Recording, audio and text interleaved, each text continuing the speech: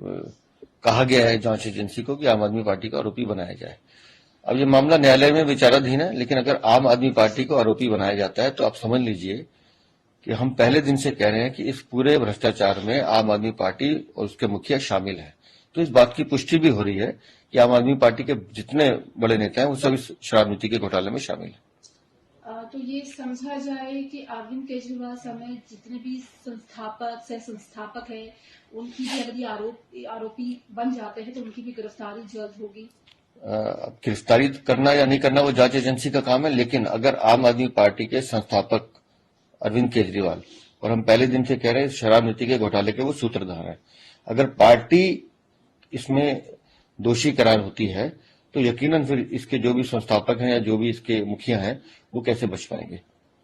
तो जांच एजेंसी अपना काम कर रही है, उसके जांच एजेंसी को काम करने दीजिए। क्या इसका इम्पैक्ट लोकसभा चुनाव में भी देखने को मिलेगा, क्योंकि अगर पार्टी के तमाम नेता ही अगर जेल में रहेंगे तो बीजेपी के लिए दिल्ली में कंपटीशन इजी रहेगा? देखिए, हमने तो नहीं कहा था उनसे कि आप भ्रष्टाचार कीजिए, हमने तो नहीं कहा था कि आप शराब नीति बदलिए, हमने तो नहीं कहा था कि आप गली गली मोहल्ले में गुरुद्वारा, मंदिर, मस्जिद, स्कूलों के पास शराब की दुकानें खोलिए।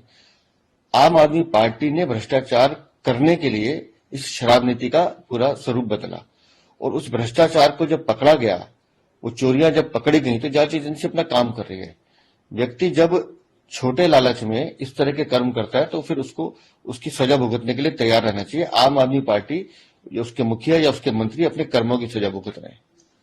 इस पर आप पार्टी का ये स्टैंड भी रहेगा कि आप लोग टारगेट कर रहे हैं, पूरी पार्टी को टारगेट कर रहे हैं आप लोग? अब यही अरविंद केजरीवाल जब भूपेश बघेल पे ईडी छत्तीसगढ़ में छापा मारती है तो उसका स्वागत करते हैं कि जांच एजेंसी अच्छा काम कर रही है। अब जब जांच की किरण या उसकी चिंगारियां अपनी तरफ आती है तो उनको बुरा लगता है। मैं फिर कहता हूं, अगर आपने चोरी की है तो अरविंद केजरीवाल आपके चेहरे पर डर क्यों है?